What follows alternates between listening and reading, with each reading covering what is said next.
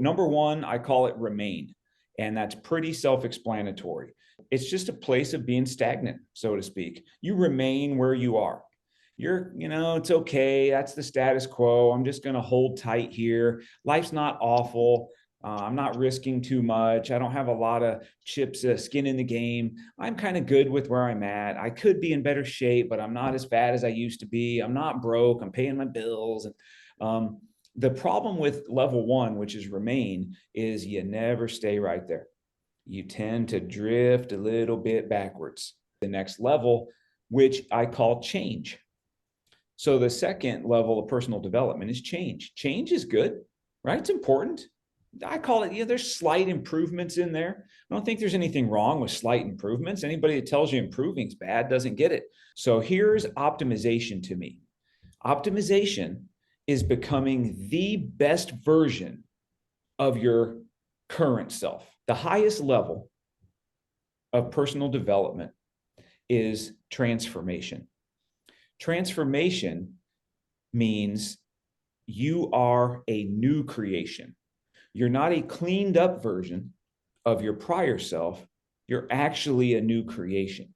We should have one big picture dream, not 6 or 7 dreams.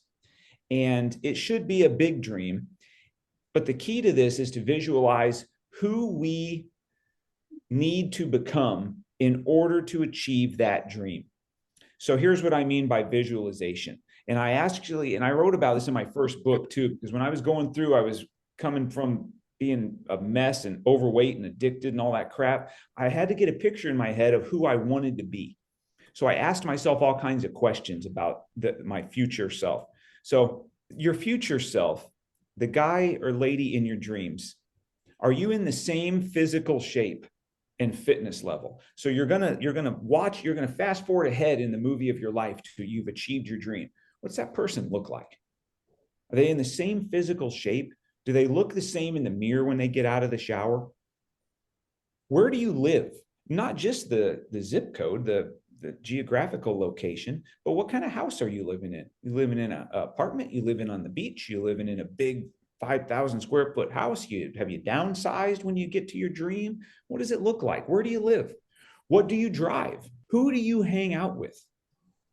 Other than your family, who are you spending time with on Friday night? What are you doing on Sunday morning? How are you viewed and respected from those that are closest to you? That's a big one.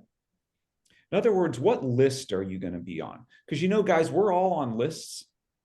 And I used to be on the list of whenever anybody who kind of had their life together wanted to go out and be a degenerate, they're calling Jim Moats because this guy's always down. So I get a night away from my wife. Let's call this freaking guy. He'll show up with some Coke and we'll go to the nudie joint and I was on that list. And what I really wanted to do with my life was I wanted to transition off that list and I wanted to become someone that was at the top of the list of, you know what?